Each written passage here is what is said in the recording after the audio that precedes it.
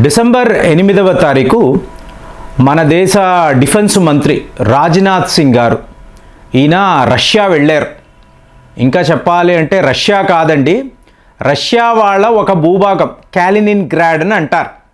ఇది మీకు సరిగ్గా యూరోప్ మధ్యలో, యూరోప్ దేశాలు ఉంటాయి చూసారా, మీకు స్వీడన్, ఫిన్లాండ్, సో వాటి మధ్యలో ఉండే రష్యా వాళ్ళ భూభాగం. కానీ ఇక్కడ మీకు న్యూక్లియర్ అస్త్రాలు ఉంటాయి, రష్యా సైన్యము ఉంటుంది, మీకు ఇలాగా హై సెక్యూరిటీ జోన్. సో ఇక్కడికి రాజ్నాథ్ సింగ్ గారు వెళ్ళారు. ఎందుకు వెళ్ళారు అంటే మీకు ఐఎన్ఎస్ తుషీల్ అనబడే ఒక యుద్ధ నౌక, పేరు ఎంత బాగుందో చూడండి, ఐఎన్ఎస్ తుషీల్. తుషీల్ అంటే ఒక రక్షణ కవచం, కర్ణుడి కవచ కుండలాలు మాట్లాడతాం చూసారా, అలాగ ఒక షీల్డ్ అనమాట. సో తుషీల్ అంటారు. సో ఇప్పుడు ఈ ఐఎన్ఎస్ తుషీల్ని ఈయన రష్యాలో ఉండే ఒక భూభాగము అక్కడికి వెళ్ళి ఇనాగరేట్ చేశారు. వార్త చూడండి ఎలా ఉందో. మన దేశానికి సంబంధించిన యుద్ధ నౌక, దీనిని ఈయన రష్యాలో ఎందుకండి ఇనాగరేట్ చేస్తారు? ఎందుకు ఇండియన్ నేవీలో ఈయన కమిషన్ చేస్తారు? ఏమీ లేదు, మీకు ఆ టైంలో అంటే మీకు డొనాల్డ్ ట్రంప్ గారు అప్పుడే అమెరికా అధ్యక్షుడు అయ్యాడు. ఆ టైంలో రష్యాకు భారత్కు సంబంధించిన ఎన్నో డిఫెన్స్ ఒప్పందాలు, మీకు అప్పటికే కరోనా రాలేదు, మీకు రష్యా యుక్రెయిన్ యుద్ధము లేదు, డొనాల్డ్ ట్రంప్ అప్పుడే రావడము, భారత్ యొక్క మీకు ఆ రెప్యుటేషన్ అనేది మెల్లమెల్లగా ఎదగడం. సో దీన్ని అమెరికా కూడా గమనించారు. సో ఈ టైంలో మనం ఏం చేసాము, S-400 లాంటి ఆయుధాలు రష్యా వద్ద కొన్నాం. సో కొనడంతో మన మీద శాంక్షన్స్ విధించాలి అని చెప్పి అమెరికా కూడా భావించింది. కానీ డొనాల్డ్ ట్రంప్ యొక్క ఆలోచన టోటల్గా వేరు. ఇండియా లాంటి ఒక దేశం మీద మనం శాంక్షన్స్ విధించకూడదు, ఆ ఖాత్సా అనబడే ఆ చట్టాన్ని కూడా ఈయన మార్చివేశాడు, రూల్స్ని కూడా తిరగరాశాడు. కానీ ఈ టైంలో మనం ఏం చేశాము, రష్యా వద్ద 4 యుద్ధ నౌకలు కొనడానికి S-400 అయిపోయింది. అలాగే సుఖాయ్ విమానాలకు సంబంధించిన టెక్నాలజీ ట్రాన్స్ఫర్, అంటే టోటల్గా భారత్ రష్యా మధ్య ఉండే ఈ డిఫెన్స్ ఒప్పందాలు వేరే లెవెల్లో మనం ప్లాన్ చేసాం. సో ఇందులో 4 యుద్ధ నౌకలు మేము రష్యా వద్ద కొంటాము, ఇందులో 2 మీరు రష్యాలో తయారు చేయండి, తరువాత ఇంకొక 2 మీరు గోవా షిప్ యార్డ్కి రావాలి. మీ యొక్క శాస్త్రవేత్తలు, నిపుణులు, ఇంజనీర్లు, వర్కర్స్ వీళ్ళందరూ గోవా వచ్చి మా దేశంలోనే ఇంకొక 2 యుద్ధ నౌకలు తయారు చేయాలి అని చెప్పి ఒప్పందాలు రష్యా వాళ్ళు కూడా ఓకే అన్నారు. ఇప్పుడు మీరు చూడండి, న్యూక్లియర్ సబ్మెరైన్స్ని మాట్లాడతాం. సో ఇలాంటి ఒక ప్రపోజలే మనం ప్రపంచ దేశాలకు పెట్టాం. సో మాకు న్యూక్లియర్ సబ్మెరైన్స్ కావాలి, మీరు మా దేశంలోకి వచ్చి వీటిని తయారు చెయ్యాలి, ఎంత ఖర్చు అవుతుంది, ఎంత బడ్జెట్ అవుతుందో చెప్పండి అంటే ముందు రష్యా వాళ్ళు ఓకే అన్నారు. తరువాత ఆలోచించి డిజైనింగ్ ఇదంతా కూడా మేము ఇండియా వచ్చి చెయ్యాలి అంటే ప్రాక్టికల్గా కుదరదండి అని చెప్పి వాళ్ళు తప్పుకున్నారు. ఇవాళ వరకు కూడా జర్మనీ, ఫ్రాన్స్ మధ్య ఈ పోటీ ఉంది. కానీ ఏంటి, వాళ్ళు ఇక్కడికి రావాలి, భారత్కు వచ్చి ఇక్కడ డిజైనింగ్ చేసి, ఇక్కడ కన్స్ట్రక్షన్ చేసి, ఇక్కడ సిస్టమ్స్ అనేది చాలా చాలా డిఫికల్ట్.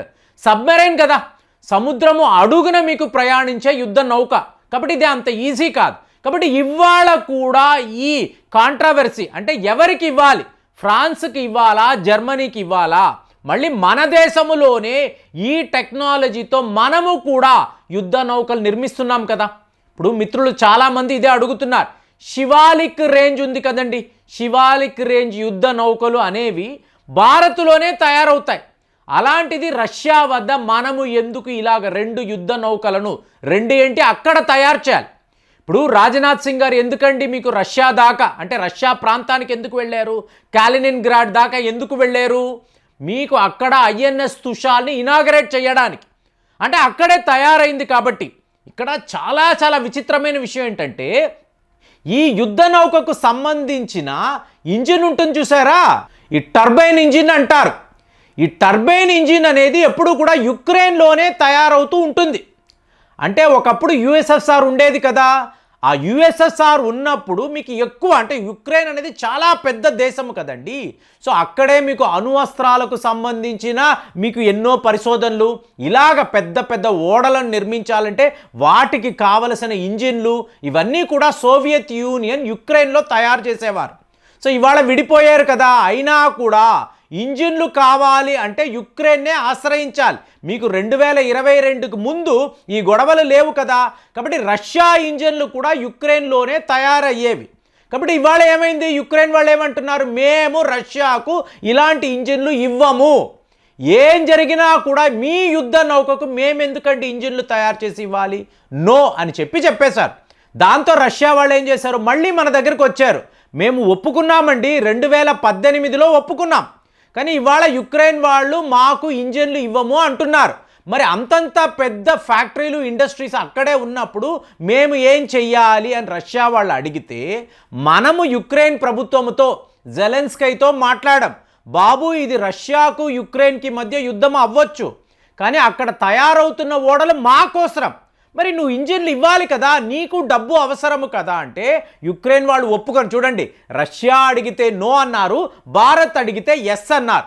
అలాగే ఈ టర్బైన్ ఇంజిన్స్ మన కోసం యుక్రెయిన్ వాళ్ళు తయారు చేసి రష్యా వాళ్ళకి అప్పచెప్పితే వాళ్ళు వాటిని ఫిట్ చేసి ఇవాళ ఐఎన్ఎస్ తుషీల్ అనబడే ఈ యుద్ధ నౌకను, ఒక ఫ్రిగేడ్ అండి ఇది, దీనిని సిద్ధము చేశారు.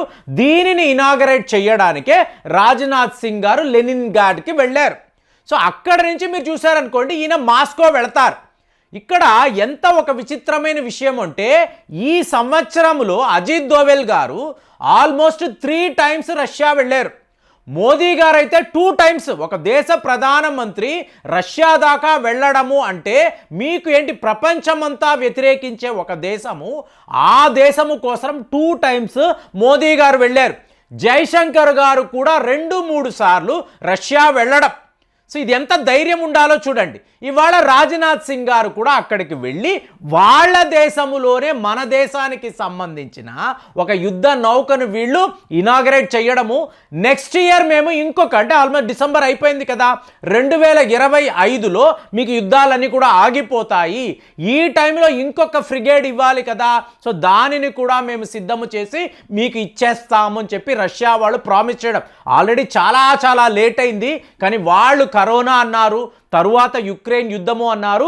ఇవాళ మేము 2025 కల్లా మా ప్రామిస్ ఏదైతే మీకు మేము ప్రామిస్ చేశామో, మాట ఇచ్చామో, దాన్ని ఖచ్చితంగా తూచా తప్పకుండా పాటిస్తామని చెప్పి రష్యా వాళ్ళు మనకి ప్రామిస్ చేయడము. అంటే S-400లో ఇంకొక బ్యాటరీ కూడా మనకి రావాలండి, దానిని కూడా త్వరలోనే వాళ్ళు ఇవ్వాల్సి ఉంది. సో ఇప్పుడు ఏంటంటే, మీకు రష్యా నిపుణులు భారత్ వచ్చి ఐఎన్ఎస్ శివాలిక్ అంటాం, ఇదంతా ఏంటి, భారత్లో తయారయ్యే ఫ్రిగేట్స్, అలాగే తల్వార్ రేంజెస్ అని అంటారు, తల్వార్ క్లాస్ అని అంటారు. ఇవన్నీ మీకేంటి, ఇండియాలోనే తయారవుతాయి. ఇన్ని ఫ్రిగేట్స్ ఉన్నప్పుడు మిజైల్స్ను మనం ఏం ఆలోచించాము, బ్రహ్మోస్ టెక్నాలజీని ఈ ఫ్రిగేట్స్లో ఫిట్ చేస్తే, అంటే మీకు మిజైళ్లను వాడగలిగే ఫ్రిగేట్స్, బ్రహ్మోస్ లాంటి అస్త్రము మీ యొక్క యుద్ధ నౌకలో ఉన్నప్పుడు శక్తి ఎంత పెరుగుతుంది. సో ఇండియన్ ఓషన్ రీజన్లో మన వద్ద చాలా టాప్ క్లాస్ రష్యా వాళ్ళు తయారు చేసేవి, అలాగే రష్యా వాళ్ళు భారత్లోకి వచ్చి తయారు చేసే అత్యుత్తమమైన యుద్ధ నౌకలు మన వద్ద ఉంటాయన్న ఉద్దేశంతోనే మనం ఇలా కమిషన్ చేశాము. ఇవాళ వీళ్ళు గోవా షిప్ యార్డ్కి వచ్చి మేము నెక్స్ట్ ఇయర్ ఈ పనులు మొదలు పెడతాం. అంటే మేక్ ఇన్ ఇండియా, మీకు మేక్ ఇన్ ఇండియా ప్రాజెక్ట్ ఉండాలి కదా, మనం పెట్టుబడులు పెడతాము, కానీ వాళ్ళు వచ్చి మేక్ ఇన్ ఇండియా ప్రాజెక్ట్కి వాళ్ళు సహాయ సహకారాలు అందించాలి, సపోర్ట్ ఇవ్వాలి, టెక్నాలజీ ట్రాన్స్ఫర్ చేయాలి. సో ఈ రకంగానే మీకు భారత్ రష్యా మధ్య మీకు చాలా పెద్ద ఒప్పందాలు. ఇలాగ ఐఎన్ఎస్ తుషాల్ని రాజ్నాథ్ సింగ్ గారు రష్యాలోకి వెళ్ళి ఇనాగరేట్ చేయడము ఇవాళ చాలా విచిత్రంగా అందరూ మాట్లాడుకుంటున్నారు. మరి ఈ వార్తలు మీరు విన్నారా? ఇంత గొప్ప ఒక యుద్ధ నౌక ఇండియన్ నేవీకి మనం సమర్పించడం అనేది ఎలాంటి ఒక వార్త? కాబట్టి మీరు కామెంట్స్లో దీనికి సంబంధించిన ఇంకా కొన్ని వివరాలు, చాలా వివరాలు ఉన్నాయి, దానికి సంబంధించి మీరు ఆ ఇన్ఫర్మేషన్ అంతా కూడా దయచేసి షేర్ చేయండి. మళ్ళీ వచ్చే వీడియోలో కలుద్దాం. జై హింద్.